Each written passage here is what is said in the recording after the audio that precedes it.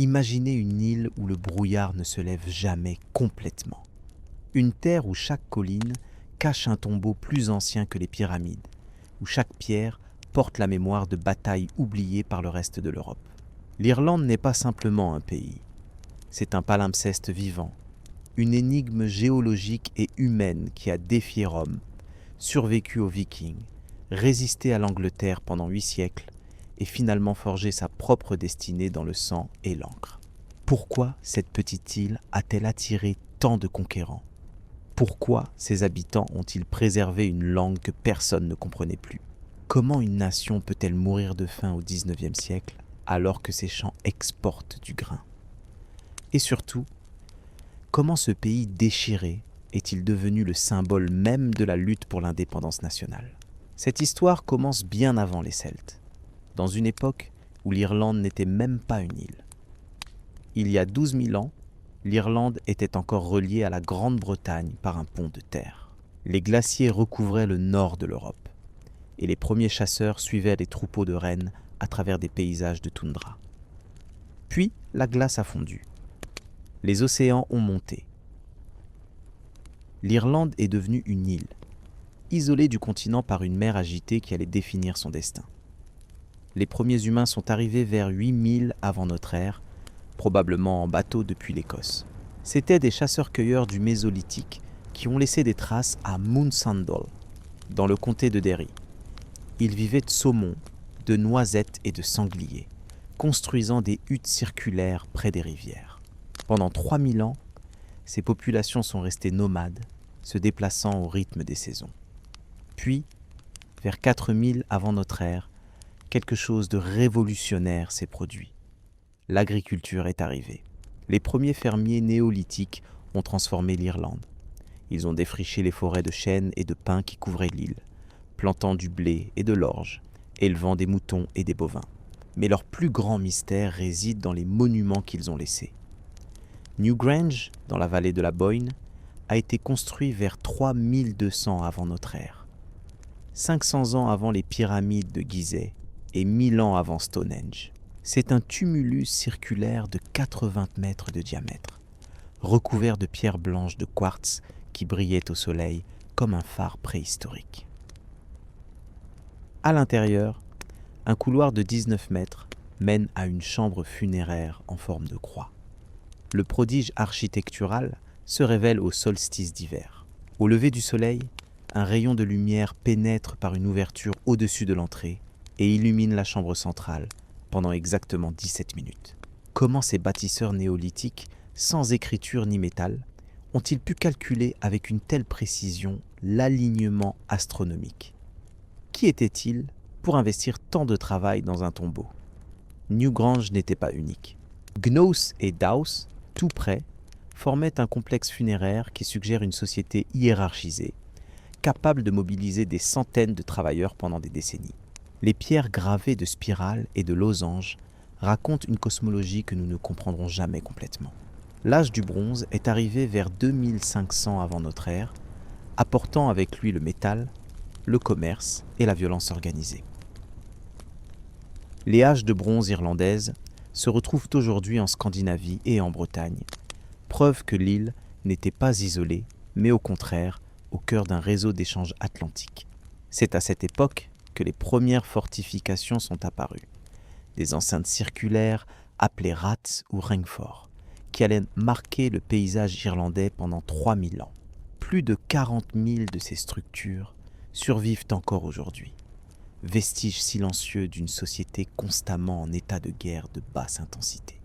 Mais le changement le plus profond allait venir avec un peuple dont le nom résonne encore dans l'imaginaire mondial, les Celtes.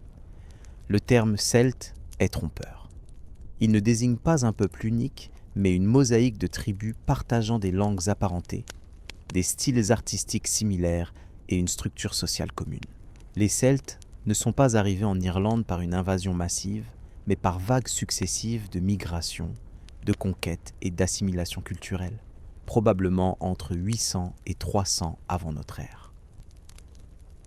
Ce qui est certain, c'est qu'à l'époque où Jules César conquérait la Gaule au 1er siècle avant notre ère, l'Irlande était entièrement celtique dans sa langue, sa culture et son organisation politique.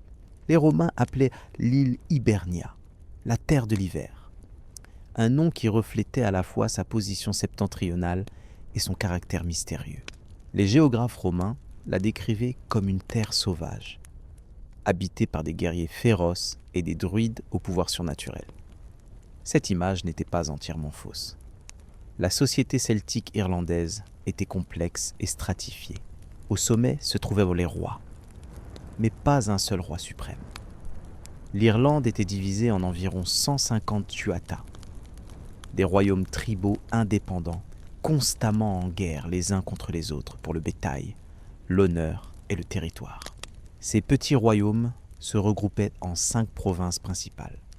Ulster au nord, Connacht à l'ouest, Munster au sud, Leinster à l'est et Meath au centre. Chaque province avait son propre roi supérieur, et théoriquement un Ardri, un haut roi, régnait depuis Tara, la colline sacrée de Meath. Mais ce titre était plus honorifique que réel.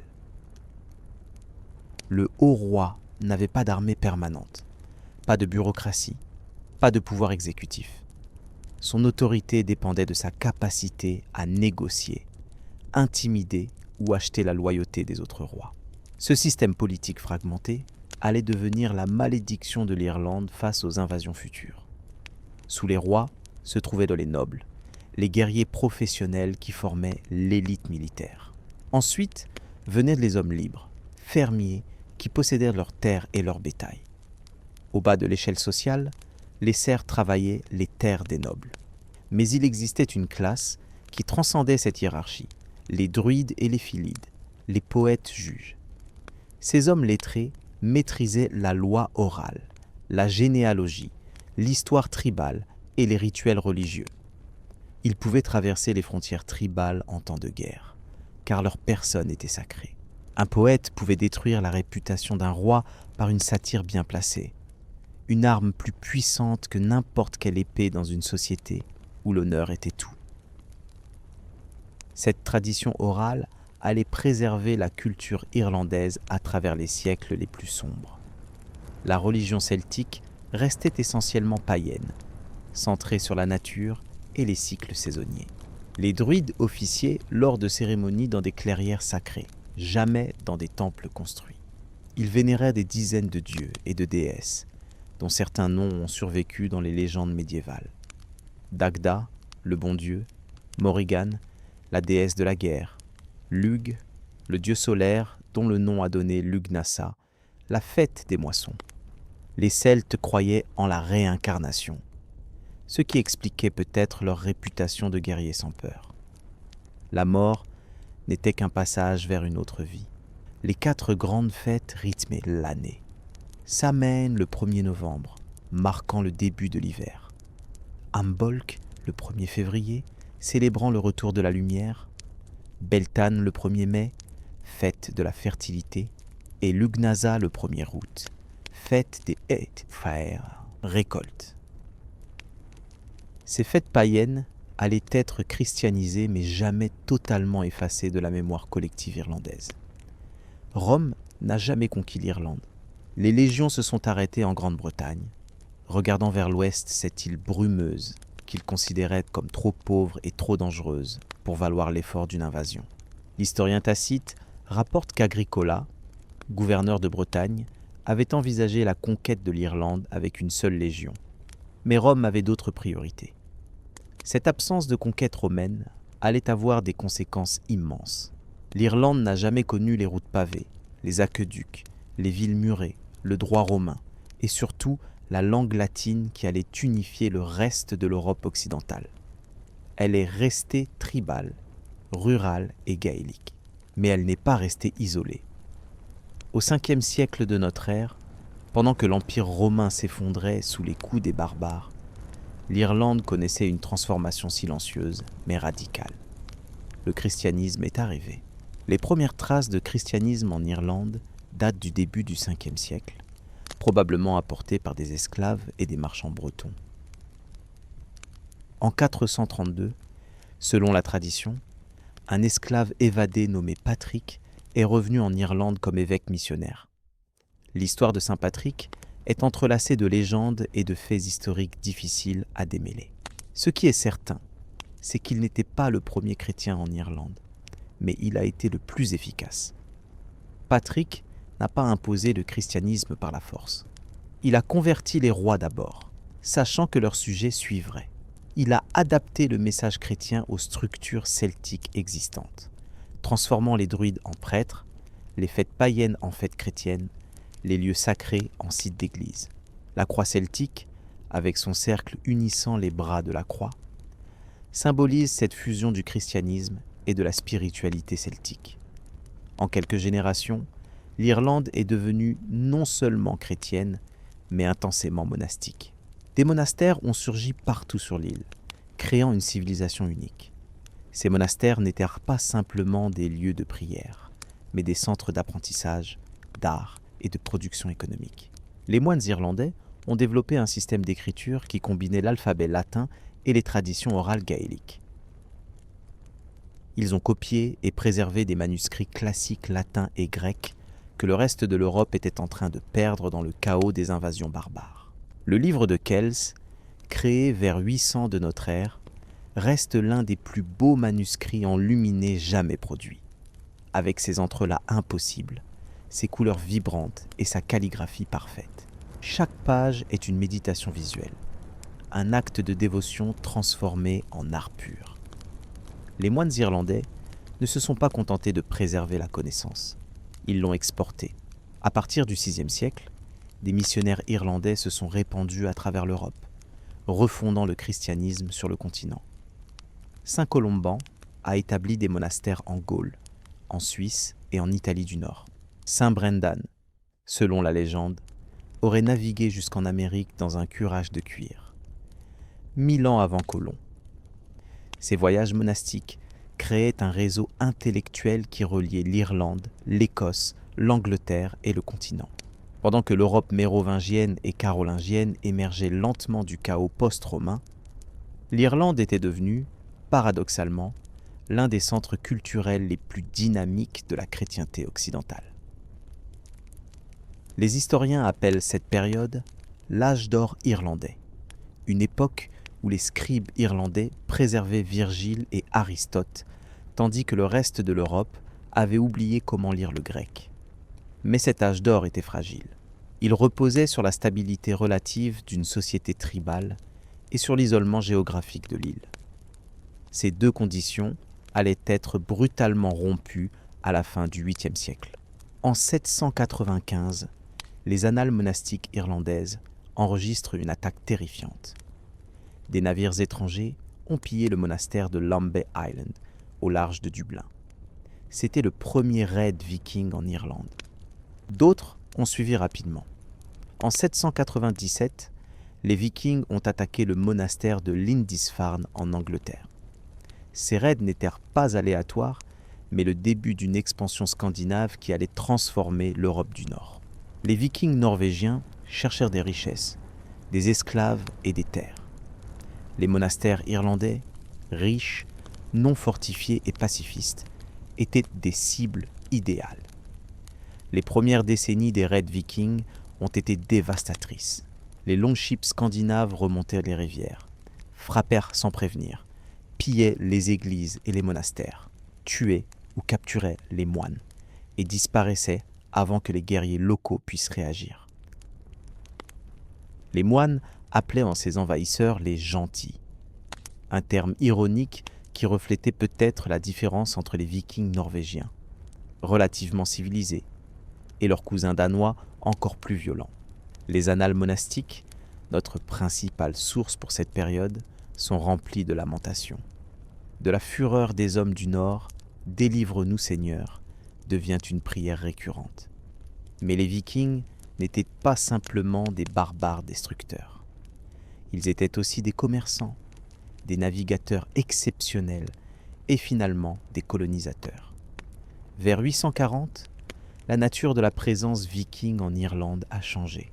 Au lieu de simples raids estivaux, les Scandinaves ont commencé à hiverner en Irlande, établissant des camps fortifiés appelés longs forts le long des côtes et des estuaires.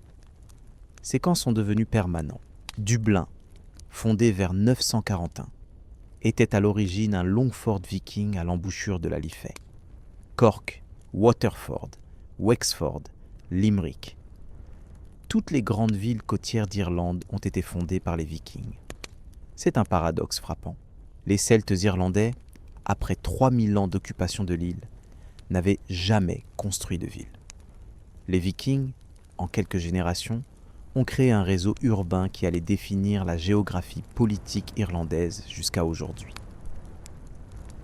Ces villes vikings étaient des comptoirs commerciaux, connectant l'Irlande aux routes commerciales scandinaves qui s'étendaient de Byzance à l'Islande, de la mer Baltique à la Méditerranée. Les rois irlandais ont d'abord lutté séparément contre les Vikings avec des succès mitigés, mais progressivement, une réponse plus organisée a émergé. Brian Boru, roi de Munster, a unifié une grande partie de l'Irlande sous son autorité à la fin du Xe siècle et au début du XIe siècle. En 1014, il a remporté une victoire décisive sur une coalition de Vikings de Dublin et de rois irlandais rebelles à la bataille de Clontarf, juste au nord de Dublin. Brian Boru a été tué dans la bataille, mais sa victoire a mis fin à la menace d'une conquête viking totale de l'Irlande. Pourtant, Clontarf n'a pas chassé les Vikings. Les Scandinaves de Dublin et des autres villes côtières sont restés, mais ils se sont progressivement assimilés, adoptant le christianisme et la langue gaélique, se mariant avec les familles nobles irlandaises. Au XIIe siècle, les descendants des Vikings faisaient partie intégrante de la société irlandaise, distingués seulement par leur nom de famille et leur contrôle du commerce maritime. Le XIIe siècle a vu l'Irlande dans un état de fragmentation politique chronique. Brian Boru n'avait pas réussi à établir une monarchie héréditaire stable. Après sa mort, l'île est retournée à sa mosaïque de royaumes rivaux. Les Uí Néill dominaient le nord, les MacCarthy le sud-ouest, les O'Brien le centre-ouest, les MacMurrough le Leinster. Ces dynasties se disputaient constamment le titre de haut roi, un titre qui ne signifiait plus grand-chose. Cette faiblesse politique allait avoir des conséquences catastrophiques. En 1166, Diarmait MacMurrough, roi du Leinster, a été chassé de son royaume par une coalition de rois rivaux, menée par Ruaidhri Uwa Conchobar, haut roi d'Irlande. MacMurrough, désespéré, a fait ce qu'aucun roi irlandais n'avait fait auparavant. Il a demandé de l'aide à l'étranger. Il s'est rendu en Angleterre et a obtenu l'appui du roi Henri II Plantagenet. C'était une décision qui allait changer le cours de l'histoire irlandaise pour les 800 années suivantes. Henri II n'est pas venu lui-même immédiatement. Il a autorisé ses barons anglo-normands à aider MacMurrough. En 1169, Richard de Clare, surnommé Strongbow, a débarqué en Irlande avec une petite armée de chevaliers normands et d'archers gallois. La supériorité militaire normande était écrasante. Les chevaliers en armure lourde, montés sur des destriers, chargeant en formation serrée, étaient une force que les guerriers irlandais, combattant individuellement avec des haches et des javelots, ne pouvaient pas affronter en bataille rangée. Strongbow a rapidement repris le Leinster pour MacMurrough et a épousé sa fille Aoife, devenant ainsi héritier du royaume. Waterford et Dublin sont tombés. Les autres rois irlandais, alarmés par cette nouvelle menace, ont tenté de former une coalition, mais trop tard et de manière trop désorganisée. En 1171, Henri II lui-même a débarqué en Irlande avec une grande armée, non pas pour conquérir l'île des Irlandais, mais pour contrôler ses propres barons qui devenaient trop puissants. Henri a reçu la soumission de nombreux rois irlandais, qui préféraient un suzerain lointain à un voisin puissant. Le pape Alexandre III, dans une bulle papale controversée appelée Laudabiliter, aurait donné à Henri II l'autorisation de conquérir l'Irlande pour y réformer l'Église et placer l'île sous autorité papale. L'authenticité de cette bulle est débattue, mais son effet était réel. Henri II se proclamait Seigneur d'Irlande, un titre que ses successeurs allèrent porter jusqu'au XVIe siècle. Mais cette conquête anglo-normande était incomplète et ambiguë. Les Normands contrôlaient Dublin et une bande de territoire autour de la ville, appelée le Pal, ainsi que des forteresses côtières et quelques seigneuries intérieures. Le reste de l'Irlande restait aux mains des rois gaéliques. Les 2 siècles suivants ont vu un processus fascinant d'assimilation culturelle, mais dans une direction inattendue. Au lieu que les Irlandais deviennent anglais, c'étaient les colons anglo-normands qui devenaient irlandais. Ce phénomène, que les historiens appellent l'hibernisation, était inévitable. Les barons normands qui recevaient des terres en Irlande se mariaient avec des familles gaéliques, adoptaient la langue irlandaise, les vêtements irlandais, les coutumes irlandaises et même le système juridique irlandais appelé Brehon Law. Des noms comme Burke, Fitzgerald, Butler et Costello, d'origine normande, sont devenus inextricablement liés à l'identité irlandaise. Le dicton anglais résumait le problème, plus irlandais que les Irlandais eux-mêmes. La couronne anglaise, aux prises d'or avec ses guerres en France et ses crises dynastiques, ne pouvait pas maintenir un contrôle effectif sur une île où même ses représentants devenaient culturellement étrangers. En 1366, le Parlement irlandais à Kilkenny a adopté les statuts de Kilkenny, une série de lois raciales et culturelles désespérées visant à arrêter l'hibernisation. Ces statuts interdisaient aux colons anglais de parler irlandais, de porter des vêtements irlandais, de pratiquer la loi Brehon, de se marier avec des Irlandais, ou même de jouer au hurling, le sport gaélique. Les pénalités étaient sévères. Confiscation des terres, emprisonnement, parfois exécution. Mais ces lois étaient impossibles à appliquer. Hors du Pal, la région autour de Dublin contrôlée directement par la couronne, personne ne les respectait. L'Irlande restait un patchwork complexe de seigneuries normandes hibernisées, de royaumes gaéliques indépendants et d'une petite enclave anglaise assiégée culturellement. Cette situation ambiguë a duré jusqu'au XVIe siècle, quand tout a changé brutalement. Henri VIII d'Angleterre est monté sur le trône en 1509. Au début, l'Irlande était une préoccupation mineure pour un roi obsédé par la gloire militaire en France et par sa quête d'un héritier mâle. Mais dans les années 1530, Henri s'est brouillé avec Rome à cause de son divorce avec Catherine d'Aragon. En 1534, l'acte de suprématie a fait du roi d'Angleterre le chef de l'église anglicane, rompant avec le catholicisme romain. Cette rupture religieuse a eu des répercussions immédiates en Irlande. En 1541, Henri VIII s'est proclamé roi d'Irlande, abandonnant le titre médiéval de seigneur d'Irlande. Ce n'était pas qu'un changement de titre, mais une déclaration d'intention. L'Irlande allait être conquise, protestantisée et anglicisée complètement. C'était le début de 4 siècles de conflits religieux et national qui allaient définir l'histoire irlandaise moderne. La réforme protestante a été rejetée massivement en Irlande. Les gaéliques irlandais sont restés catholiques par conviction religieuse et par opposition à l'autorité anglaise. Plus surprenant, les Old English, les descendants des colons normands du XIIe et XIIIe siècle, sont aussi restés catholiques. Pour ces familles, le catholicisme était lié à leur identité culturelle et à leurs alliances matrimoniales continentales. Henri VIII et ses successeurs ont tenté d'imposer le protestantisme par la force. Confiscation des monastères, interdiction de la messe catholique, imposition de prêtres protestants anglophones dans des paroisses irlandophones. Ces mesures ont échoué partout, sauf dans le Pal et quelques villes. L'Irlande est devenue une terre de mission catholique, avec des prêtres formés secrètement en France, en Espagne et à Rome, qui revenaient clandestinement pour administrer les sacrements. Le règne d'Élisabeth Ier, de 1558 à 1603, a marqué une escalade dans la violence. Élisabeth voyait l'Irlande catholique comme une menace existentielle pour l'Angleterre protestante. Elle craignait qu'une puissance catholique, l'Espagne ou la France, n'utilise l'Irlande comme base pour envahir l'Angleterre. Ces craintes n'étaient pas infondées. En 1580, lors de la rébellion de Desmond dans le Munster, des troupes espagnoles et italiennes ont débarqué à Smerwick pour soutenir les rebelles irlandais. Ils ont été massacrés après leur reddition. Les guerres élisabéthaines en Irlande ont été caractérisées par une brutalité extrême des deux côtés.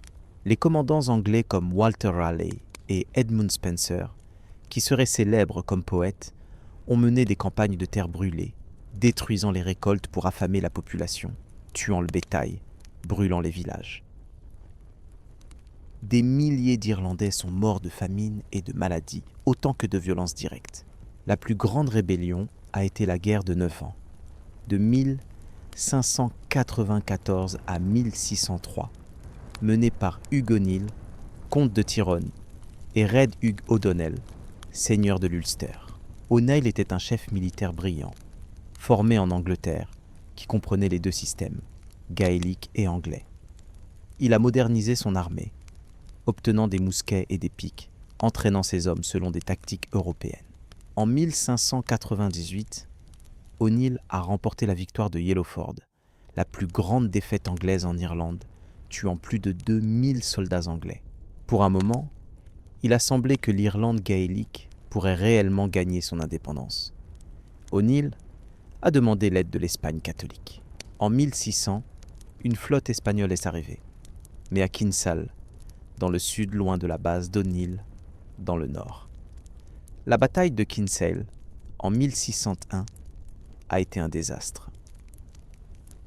O'Neill a été forcé de marcher vers le sud à travers l'hiver.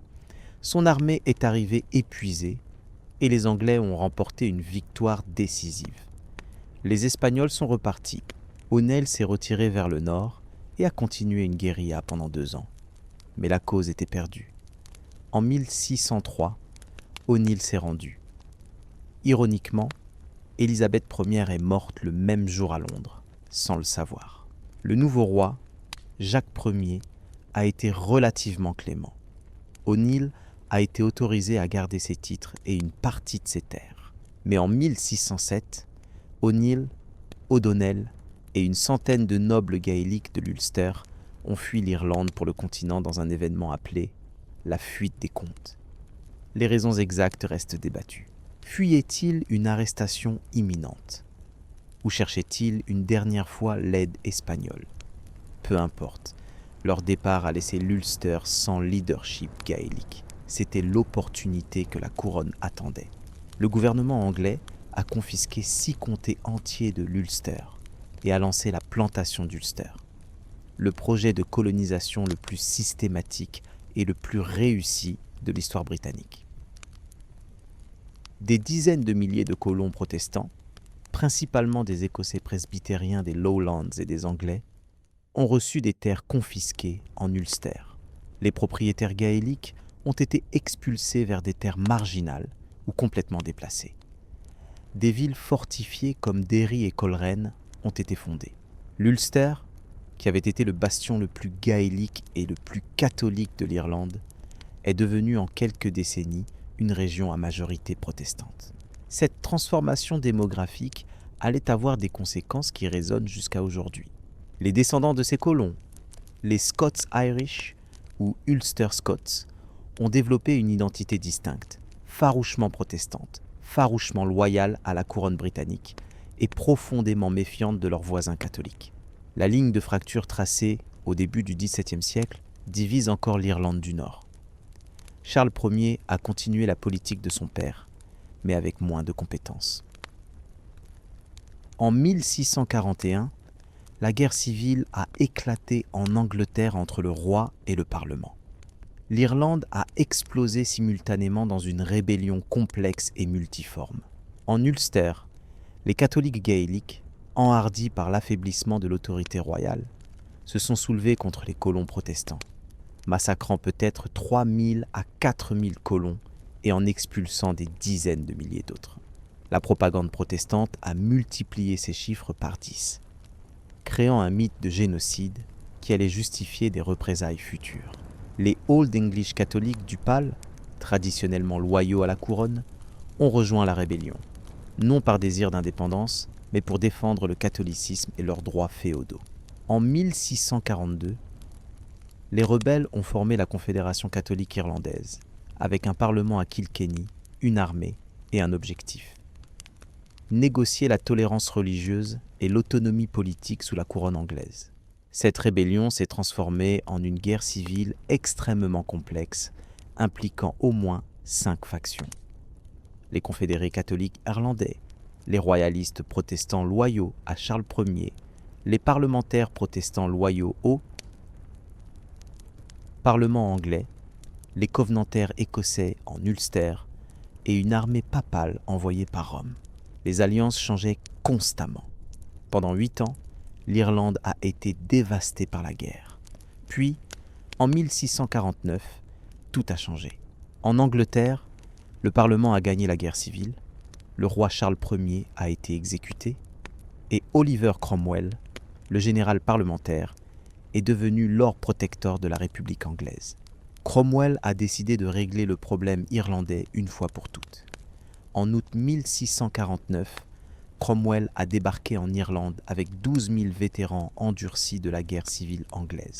Sa campagne a été courte, brutale et d'une efficacité terrifiante. À Drogheda en septembre, les troupes de Cromwell ont pris la ville d'assaut et ont massacré la garnison de 3000 hommes, ainsi qu'un nombre inconnu de civils. Cromwell a justifié le massacre comme un acte de justice divine contre les rebelles catholiques. À Wexford, un mois plus tard, 2000 personnes ont été tuées, peut-être par accident quand les soldats ont perdu le contrôle. Ces massacres ont terrorisé le reste de l'Irlande. Les villes se sont rendues sans résistance. En 9 mois, Cromwell avait reconquis toute l'Irlande sauf quelques poches de résistance qui ont été nettoyées par ses lieutenants dans les années suivantes. Mais la conquête militaire n'était que le début. Cromwell a décidé de résoudre le problème irlandais en changeant la démographie de l'île elle-même. L'Act for the Settlement of Ireland de 1652 a confisqué les terres de presque tous les propriétaires catholiques irlandais qui avaient participé à la rébellion de 1641. Ces terres, environ 11 millions d'acres, environ 2/3 de toutes les terres arables de l'Irlande, ont été distribuées aux soldats de Cromwell, aux créanciers qui avaient financé la campagne et aux colons protestants. Les propriétaires catholiques expropriés ont reçu un choix: en enfer ou au Connacht, c'est-à-dire mourir ou partir vers le Connacht, la province la plus pauvre et la plus rocheuse à l'ouest de la rivière Shannon. Des dizaines de milliers de personnes ont été forcées de se déplacer. Cette expropriation massive a transformé la structure de la propriété foncière en Irlande. En 1600, les catholiques possédaient environ 60% des terres. En 1700, ils en possédaient 14%. C'est une des plus grandes confiscations de propriété de l'histoire européenne. Et ses effets ont persisté pendant des siècles. La restauration de la monarchie anglaise, en 1660, avec Charles II sur le trône, a apporté peu de soulagement aux catholiques irlandais. Charles II, personnellement sympathique au catholicisme, a été contraint par le Parlement anglais de maintenir les colonies de Cromwell. En 1685, Jacques II, ouvertement catholique, est monté sur le trône. Pour les catholiques irlandais, c'était un espoir immense. Jacques II a commencé à nommer des catholiques à des postes officiels en Irlande et à restituer certaines terres confisquées. Mais les protestants en Angleterre et en Irlande étaient alarmés. En 1688, les élites protestantes anglaises ont invité Guillaume d'Orange, protestant néerlandais et gendre de Jacques II, à envahir l'Angleterre. Jacques II s'est enfui en France. C'était la Glorieuse Révolution, ainsi nommée parce qu'elle était relativement sans effusion de sang en Angleterre. En Irlande, c'était différent. Jacques II a vu l'Irlande comme sa base pour reconquérir l'Angleterre. En 1689, il a débarqué en Irlande avec des troupes françaises. Un parlement catholique à Dublin, appelé le Parlement patriote, a voté l'abrogation des confiscations de terres et l'égalité civile pour les catholiques. Mais d'abord, Jacques devait conquérir toute l'Irlande. Les protestants d'Ulster se sont barricadés dans la ville de Derry. Le siège de Derry a duré 105 jours, d'avril à juillet 1689. Les habitants ont résisté malgré la famine et les bombardements, mangeant des chevaux, des chiens et des rats. Le cri de ralliement « No surrender » date de ce siège. Finalement, des navires de secours ont forcé le blocus sur le fleuve Foyle, sauvant la ville. Ce siège est devenu un mythe fondateur de l'identité unioniste protestante en Irlande. En 1690, Guillaume d'Orange lui-même est venu en Irlande avec une armée internationale de 36 000 hommes. Anglais, néerlandais, danois, allemands et huguenots français. Le 1er juillet 1690, selon le calendrier julien alors en usage, les deux armées se sont affrontées à la rivière Boyne, au nord de Dublin. Jacques II avait 25 000 hommes, principalement irlandais catholiques mal équipés.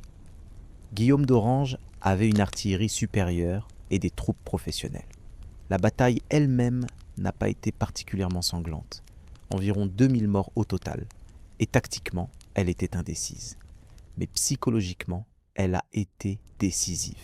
Jacques II a paniqué et s'est enfui à Dublin, puis vers la France, abandonnant ses partisans irlandais.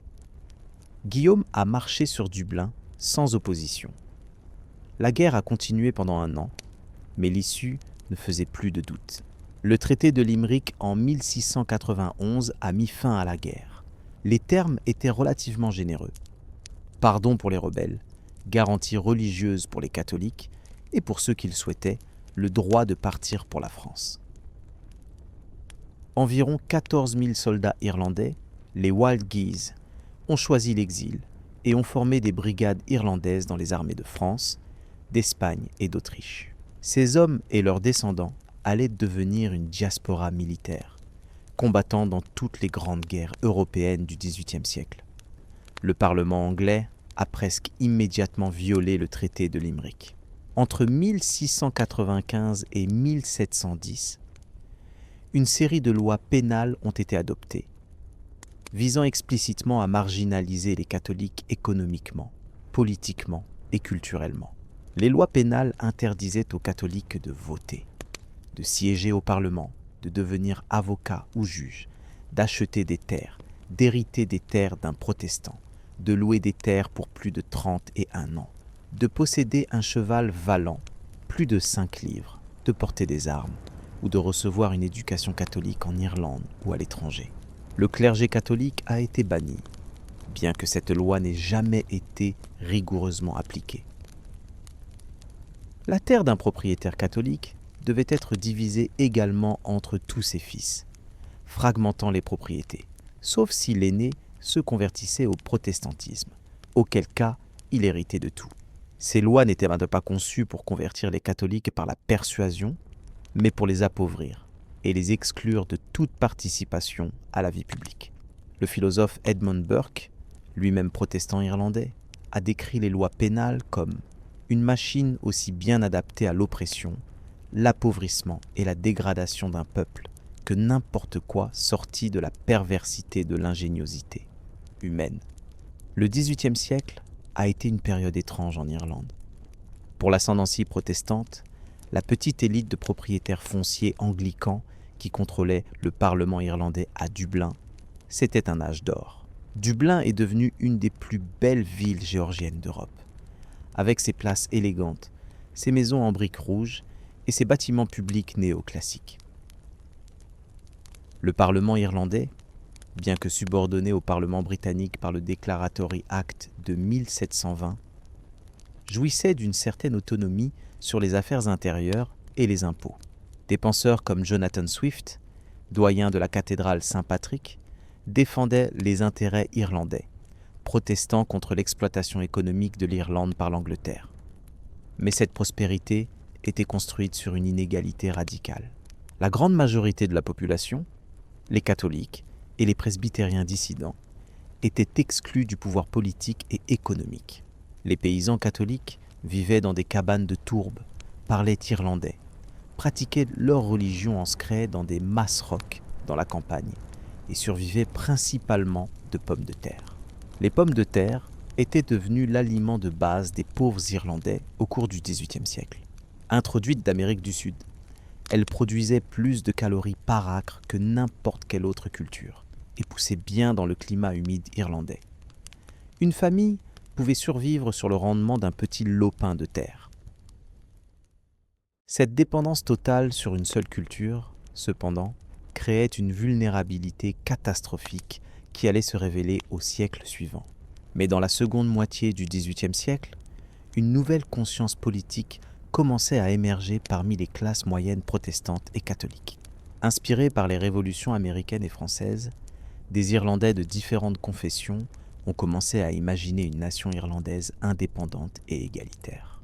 Les Irlandais unis, fondés en 1791 par Theobald Wolfton, un avocat protestant de Dublin, incarnaient cette vision.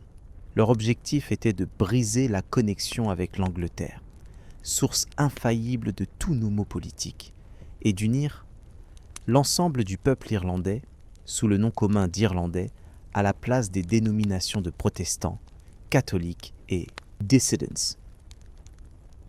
C'était une vision révolutionnaire et radicalement démocratique. Les Irlandais unis cherchaient l'aide de la France révolutionnaire.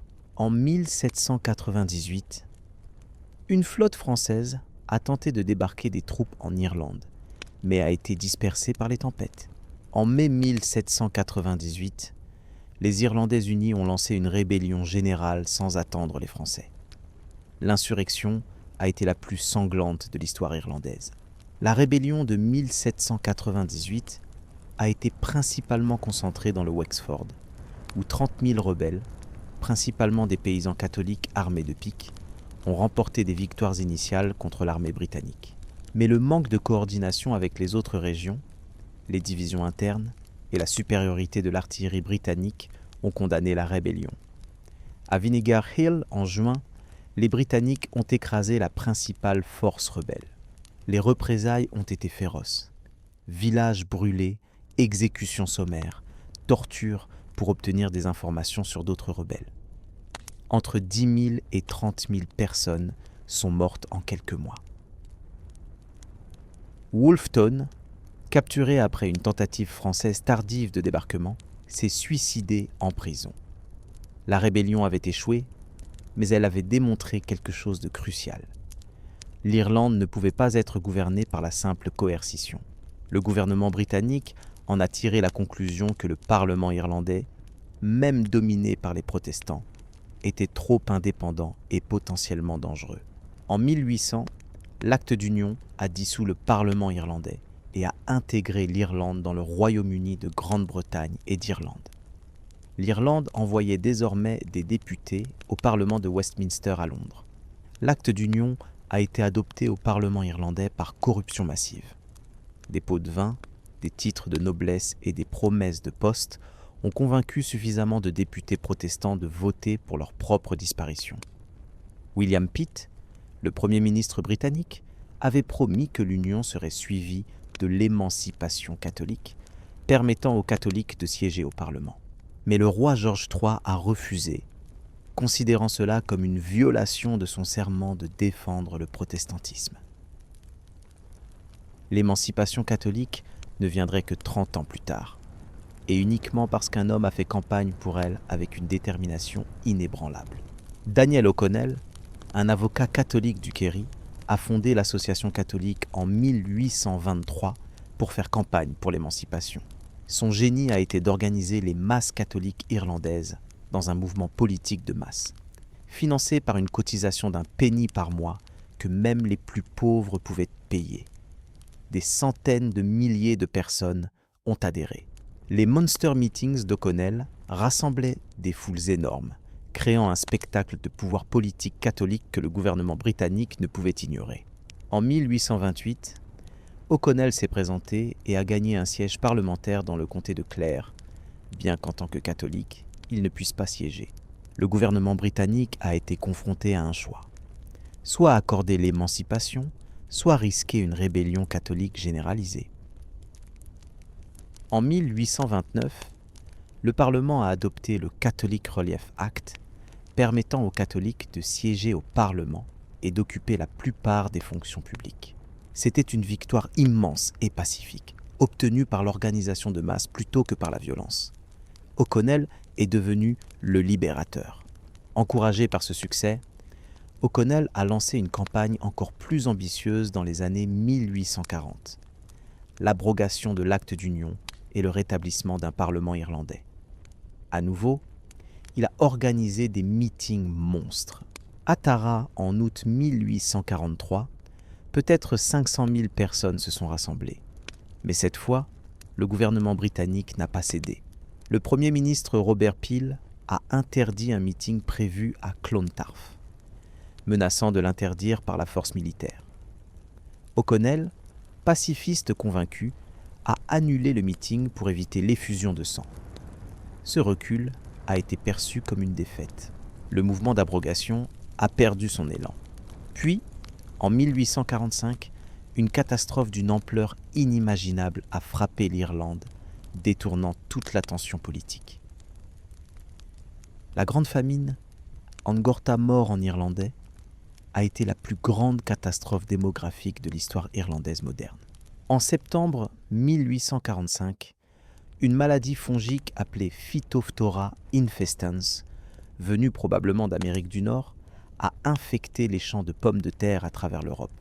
En Irlande, où un tiers de la population dépendait entièrement des pommes de terre pour se nourrir, l'impact a été catastrophique.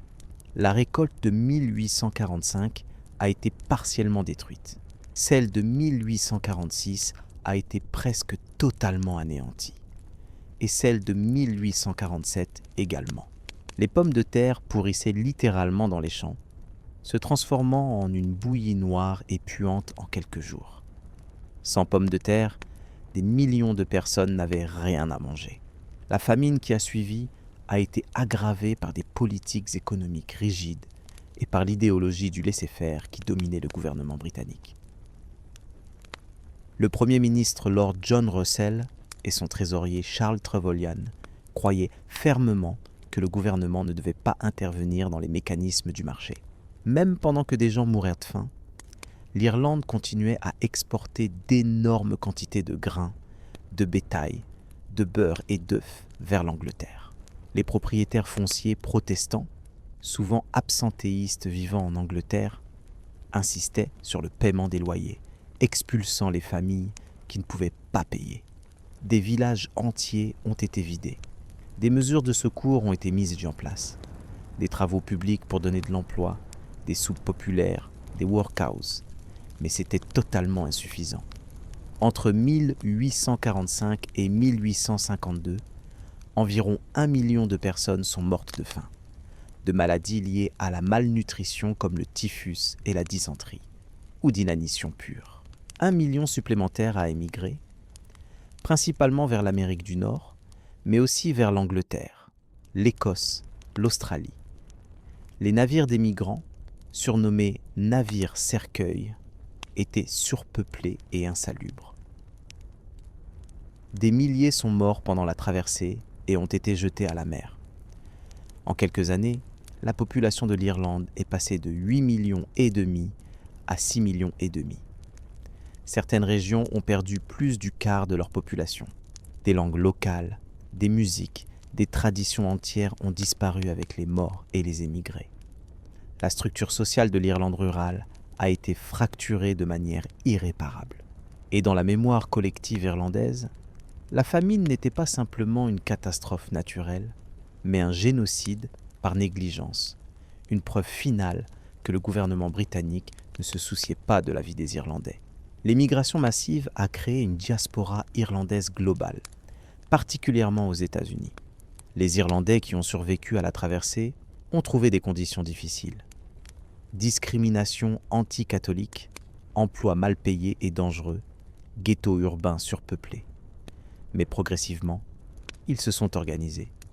Les Irlandais américains ont dominé les machines politiques urbaines de villes comme Boston, New York, Chicago. Ils sont devenus policiers, pompiers, prêtres, instituteurs. Et ils n'ont jamais oublié l'Irlande. L'argent envoyé par les émigrés a soutenu leurs familles restées au pays. Plus important politiquement, la diaspora est devenue une source de financement et de soutien pour le nationalisme irlandais radical. Des organisations secrètes comme les Fainéants, fondées à New York en 1858, collectaient des fonds et planifiaient des insurrections armées pour libérer l'Irlande. En Irlande même, les décennies après la famine ont vu une transformation lente mais profonde. L'économie s'est diversifiée. Belfast, dans l'Ulster, est devenu un centre industriel majeur, construisant des navires, dont le Titanic, et produisant du lin. Dublin restait le centre administratif et culturel. La campagne irlandaise se vidait progressivement, avec une émigration continue. Les petites fermes ont été consolidées en exploitations plus grandes. Une classe de fermiers prospères a émergé. Des catholiques qui louaient de grandes fermes et aspiraient à devenir propriétaires. C'est cette classe qui allait alimenter le nationalisme du XIXe siècle tardif. Un nationalisme constitutionnel et légal plutôt que révolutionnaire. Charles Stewart Parnell, un propriétaire foncier protestant du Wicklow, est devenu le leader de ce nationalisme constitutionnel dans les années 1880. Parnell était un tacticien politique brillant qui a unifié le parti parlementaire irlandais et l'a transformé en une force disciplinée à Westminster. Son objectif était le Home Rule, un parlement irlandais autonome au sein du Royaume-Uni, gérant les affaires intérieures irlandaises, tandis que Westminster contrôlait la défense et les affaires étrangères. Parnell a formé une alliance avec le Parti libéral britannique de William Gladstone.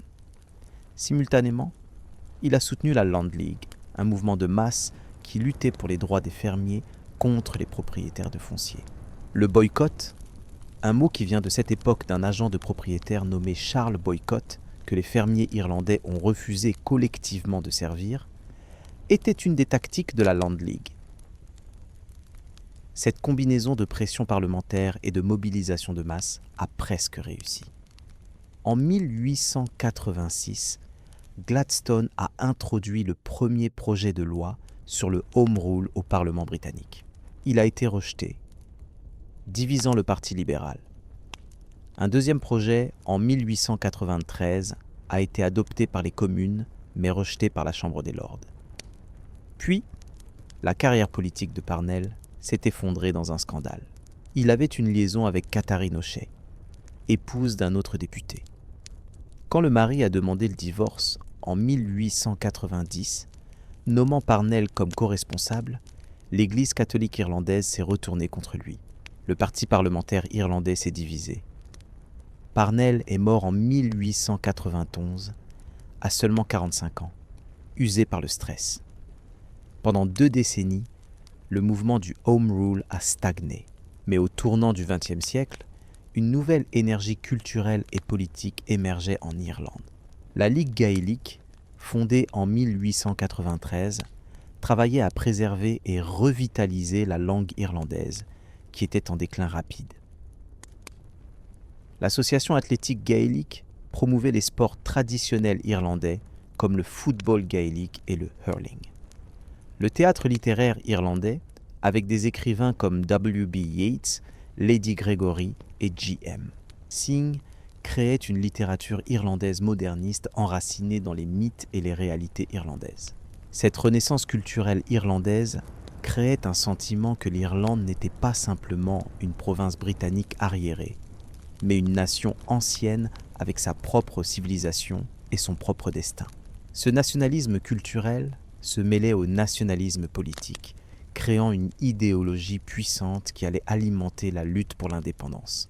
En 1914, après des décennies de lutte, le 3e projet de loi sur le Home Rule a finalement été adopté par le Parlement britannique, incluant la Chambre des Lords dont les pouvoirs avaient été réduits. L'Irlande allait avoir son Parlement autonome. Mais les protestants d'Ulster étaient furieux. Le Home Rule, c'est le Rome Rule, disait-il, craignant d'être dominé par une majorité catholique. Sous la direction d'Edward Carson et James Craig, les unionistes d'Ulster ont formé la Ulster Volunteer Force, une milice privée de 100 000 hommes, et ont menacé de résister par la force à toute tentative d'imposer le Home Rule. Des officiers de l'armée britannique ont indiqué qu'ils démissionneraient plutôt que de contraindre l'Ulster. L'Irlande était au bord de la guerre civile quand, en août 1914, la Première Guerre mondiale a éclaté. Le gouvernement britannique a suspendu l'application du Home Rule jusqu'à la fin de la guerre. Cette suspension allait être fatale pour le constitutionnalisme modéré irlandais. Les nationalistes irlandais se sont divisés sur la guerre. John Redmond, leader du parti parlementaire irlandais, a encouragé les Irlandais à s'enrôler dans l'armée britannique, croyant que la loyauté en temps de guerre garantirait le Home Rule après. Environ 200 000 Irlandais, catholiques et protestants, se sont enrôlés. Mais une minorité de nationalistes radicaux voyaient la guerre comme une opportunité. Les Irish Volunteers, fondés en réponse aux Ulster Volunteers, avaient été infiltrés par l'Irish Republican Brotherhood, une société secrète révolutionnaire. Ces révolutionnaires, peu nombreux mais déterminés, ont planifié une insurrection armée pour Pâques 1916. Le lundi de Pâques, 24 avril 1916, environ 1600 hommes et femmes des Irish Volunteers et de l'Irish Citizen Army ont pris le contrôle de positions clés à Dublin.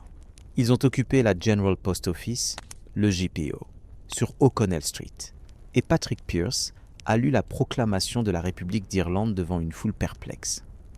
La plupart des Dublinois étaient hostiles. Des femmes dont les maris et les fils combattaient en France ont jeté des ordures sur les rebelles. L'insurrection était mal planifiée et mal coordonnée. Un navire allemand transportant des armes a été intercepté. Ewan MacNeill, chef nominal des Irish Volunteers, a annulé les mobilisations prévues en dehors de Dublin quand il a découvert le plan d'insurrection. Seul Dublin et quelques autres endroits se sont soulevés. L'armée britannique a réagi avec une force écrasante. Des canonnières sur la Liffey ont bombardé le GPO. L'artillerie a pilonné les positions rebelles. Les combats ont fait plus de 450 morts, principalement des civils pris dans les tirs croisés, et ont détruit le centre de Dublin. Après 6 jours, les rebelles ont capitulé. Initialement, le public irlandais était largement opposé à l'insurrection de Pâques, la voyant comme un coup de poignard dans le dos de la Grande-Bretagne en temps de guerre. Mais ensuite, les Britanniques ont fait une erreur catastrophique. 15 des leaders de l'insurrection ont été exécutés par peloton d'exécution entre le 3 et le 12 mai dans la cour de la prison de Kilmainham. Les exécutions ont été étalées sur 2 semaines, permettant à l'indignation de croître chaque jour. James Connolly, grièvement blessé, a été attaché à une chaise pour être fusillé parce qu'il ne pouvait pas se tenir debout. Ces exécutions ont transformé les rebelles de traîtres impopulaires en martyrs héroïques. W.B. Yeats a écrit « Une terrible beauté est née ». L'opinion publique irlandaise a basculé radicalement vers le républicanisme. Le parti parlementaire irlandais constitutionnel, qui avait dominé la politique irlandaise pendant 40 ans, est devenu soudainement obsolète. Aux élections générales de décembre 1918, Sinn Féin, le parti républicain, a remporté 73 des 105 sièges irlandais à Westminster. Ces députés ont refusé de siéger à Londres. En janvier 1919, ils se sont constitués en Dáil Éireann, un parlement irlandais indépendant à Dublin, et ont déclaré l'indépendance de la République d'Irlande. Éamon de Valera, le seul commandant survivant de 1916, a été élu président. Le même jour, des membres de l'Irish Republican Army, l'IRA, successeur militaire des Irish Volunteers, ont tué 2 policiers dans le comté de Tipperary. C'était le début de la guerre d'indépendance irlandaise. La guerre était une guérilla brutale. L'IRA, dirigé par Michael Collins comme directeur du renseignement et ministre de la Défense, comptait peut-être 15 000 hommes actifs, organisés en colonnes volantes qui attaquaient les casernes de police, les convois militaires et les responsables du renseignement britannique. Collins a créé un réseau d'espions à l'intérieur même du gouvernement britannique en Irlande. Il a ordonné des assassinats ciblés d'espions et d'informateurs britanniques. Le gouvernement britannique a répondu en envoyant des renforts. Les Black and Tans, des vétérans démobilisés de la Première Guerre mondiale, et les Auxiliaries, d'anciens officiers.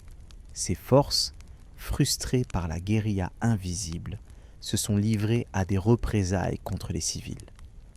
Raids, incendies de villes, exécutions sommaires. Les deux côtés ont commis des atrocités. Le 21 novembre 1920, Bloody Sunday, l'IRA a tué 14 agents britanniques du renseignement à Dublin. L'après-midi même, les Black and Tans ont ouvert le feu sur la foule lors d'un match de football gaélique à Croke Park, tuant 14 personnes. L'Irlande était au bord du chaos total.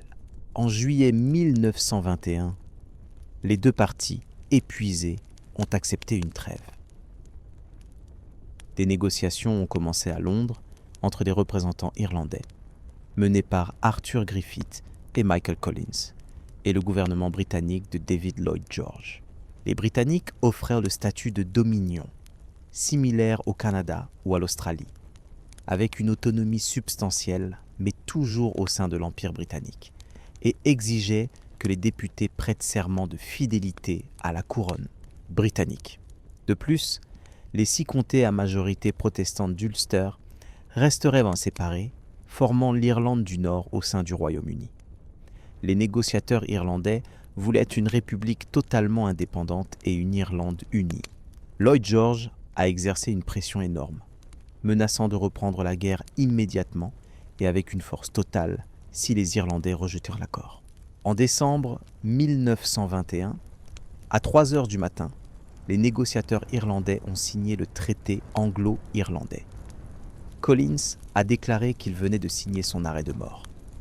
Le traité a divisé amèrement le mouvement républicain. De Valera et près de la moitié du Dáil ont rejeté le traité, refusant tout compromis sur la République et ne tolérant pas la partition. Les partisans du traité, menés par Griffith et Collins, affirmaient que c'était le meilleur accord possible et que cela donnait à l'Irlande la liberté de parvenir à la liberté. Le Dáil a ratifié le traité par une marge étroite de 64 voix contre 57 en janvier 1922. Le pays s'est divisé en pro-traité et anti-traité.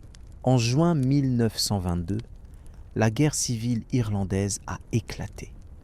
C'était encore plus traumatisant que la guerre contre les Britanniques parce que c'était Irlandais contre Irlandais, souvent amis contre amis, frères contre frères.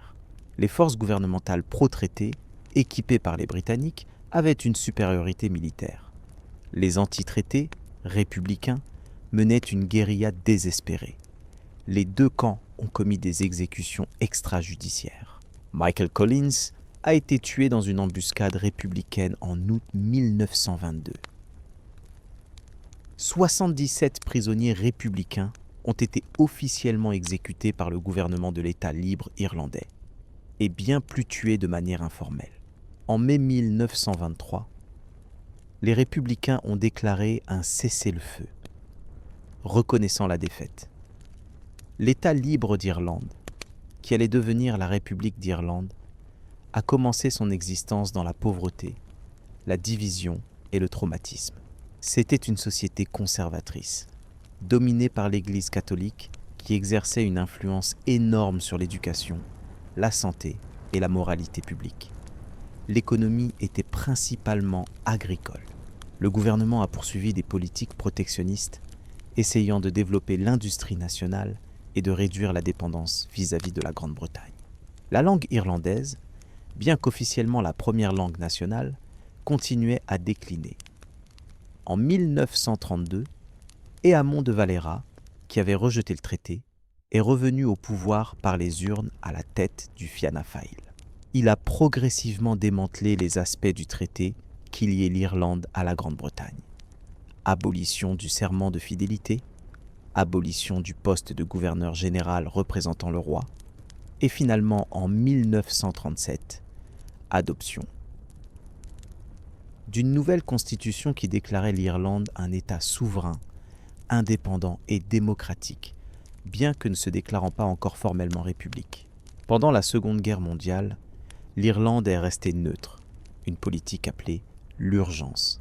De Valera a refusé de permettre aux Britanniques d'utiliser les ports irlandais pour lutter contre les sous-marins allemands, malgré une pression énorme.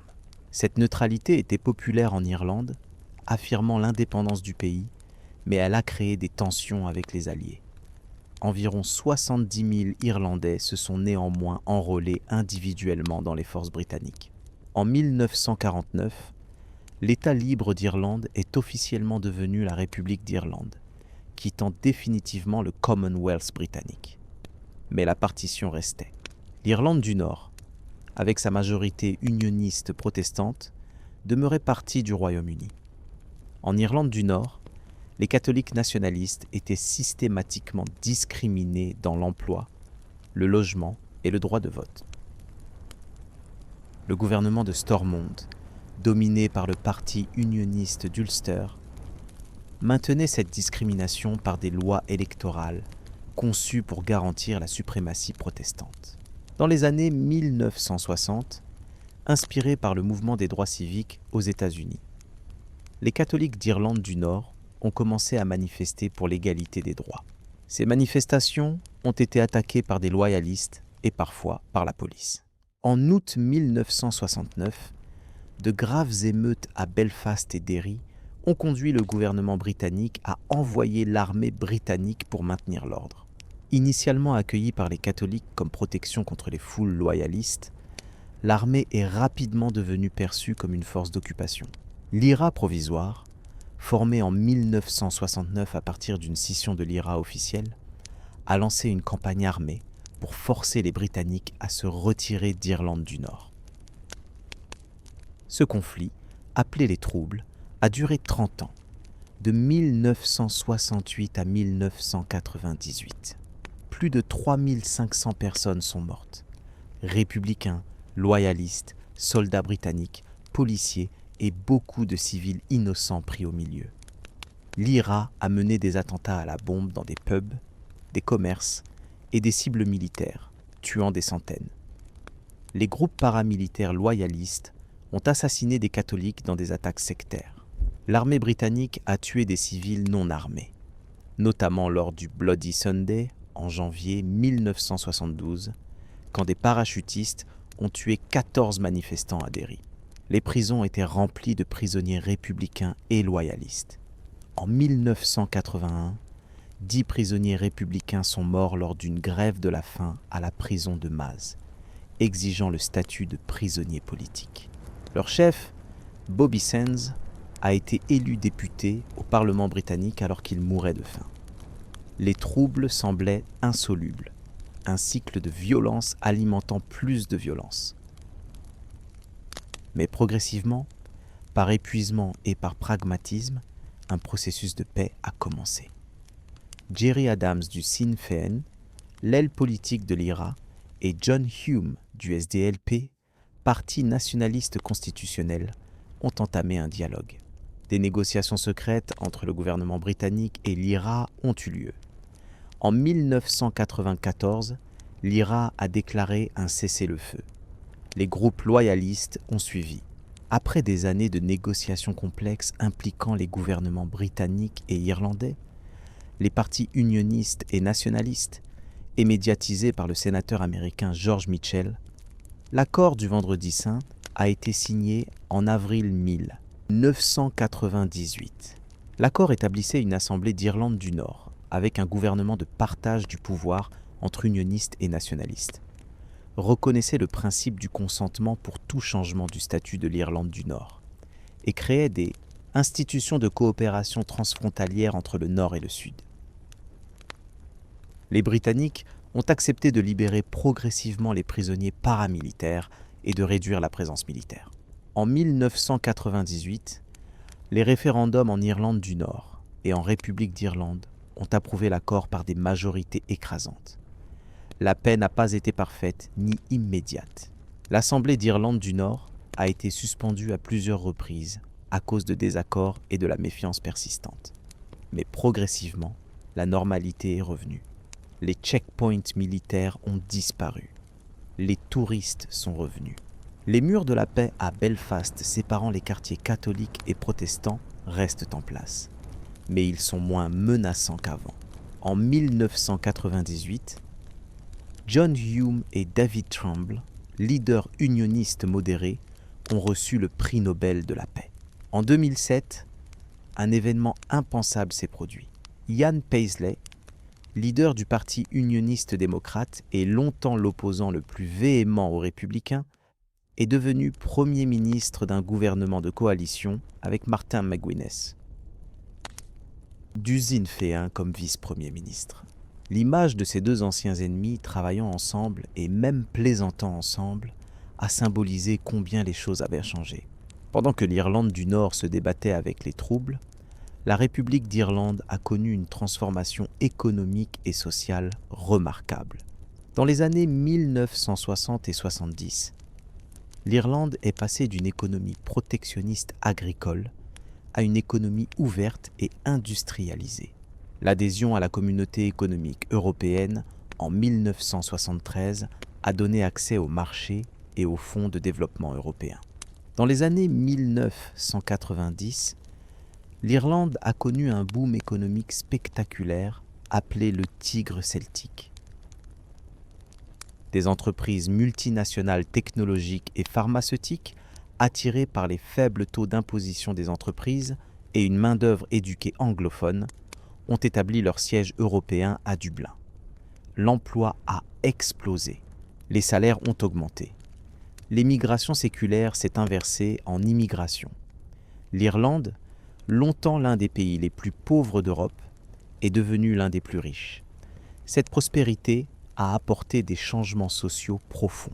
L'influence de l'Église catholique, autrefois écrasante, s'est effondrée, accélérée par des scandales d'abus sexuels par des prêtres et de mauvais traitements dans des institutions catholiques. En 2015, l'Irlande est devenue le premier pays au monde à légaliser le mariage homosexuel par référendum populaire. En 2018, un autre référendum a abrogé l'interdiction constitutionnelle de l'avortement. Ces résultats auraient été impensables 30 ans plus tôt. L'Irlande contemporaine est une société jeune, diverse, cosmopolite, fière de sa culture, mais tournée vers l'avenir. Dublin est devenue une ville globale, avec des restaurants internationaux, des start-up technologiques et des festivals culturels. L'Irlandais, bien que parlé quotidiennement par une minorité, voit un regain d'intérêt parmi les jeunes. Le Brexit, la sortie du Royaume-Uni de l'Union européenne en 2020, a créé de nouveaux défis. La frontière entre la République d'Irlande et l'Irlande du Nord est devenue la seule frontière terrestre entre l'UE et le Royaume-Uni. Comment maintenir une frontière ouverte tout en appliquant les règlements douaniers ? Le protocole d'Irlande du Nord a créé un statut hybride complexe, maintenant l'Irlande du Nord alignée sur de nombreuses règles de l'UE pour éviter une frontière physique. Cela a causé des tensions avec certains unionistes qui craignent un éloignement progressif du reste du Royaume-Uni. Mais le Brexit a aussi relancé les discussions sur la réunification de l'Irlande. Les sondages montrent un soutien croissant, bien que toujours minoritaire en Irlande du Nord, pour un référendum sur l'unité. L'histoire de l'Irlande est une longue lutte pour l'identité, la survie et l'autodétermination. Des bâtisseurs de Newgrange aux moines médiévaux, des rois gaéliques aux rebelles de Pâques, chaque génération a façonné cette petite île d'une manière unique. L'Irlande a survécu aux Vikings, résisté aux Normands, enduré 800 ans de domination britannique, surmonté une famine génocidaire, gagné son indépendance et construit une démocratie prospère. Elle reste divisée géographiquement, mais de plus en plus connectée culturellement et économiquement. La question de savoir si l'île sera un jour réunifiée politiquement reste ouverte, une question que chaque génération future d'Irlandais devra répondre pour elle-même. Ce qui est certain, c'est que l'Irlande moderne a transcendé l'amertume du passé sans l'oublier. Les monuments commémorent les luttes et les sacrifices. Le GPO à Dublin, criblé de balles. La prison de Kilmainham, où les rebelles ont été exécutés. Les murales des chutes de Belfast. Mais l'Irlande aujourd'hui regarde vers l'avant, pas vers l'arrière. Elle est un centre technologique européen, un leader mondial dans l'industrie pharmaceutique. un exportateur de culture et de musique, de Udeux à Osier. Elle est un pays bilingue, où l'irlandais survit à côté de l'anglais. Elle est un pays qui a transformé des siècles de colonisation et de conflits en une identité nationale confiante et inclusive. L'Irlande rappelle que l'histoire n'est pas une ligne droite, mais un processus chaotique, plein de violence et de compromis, de victoires et de défaites, de trahison et d'héroïsme. Elle montre que des peuples peuvent survivre à des catastrophes démographiques, économiques et politiques, et néanmoins prospérer. Elle prouve que même les conflits apparemment insolubles peuvent, avec du temps, de la patience et de la bonne volonté, trouver des résolutions imparfaites mais viables. L'histoire irlandaise n'est pas terminée. Elle continue à s'écrire chaque jour, dans les décisions politiques, les échanges culturels, les mariages mixtes entre communautés autrefois séparées, et dans les rêves des jeunes Irlandais qui héritent d'un passé complexe mais qui construisent leur propre avenir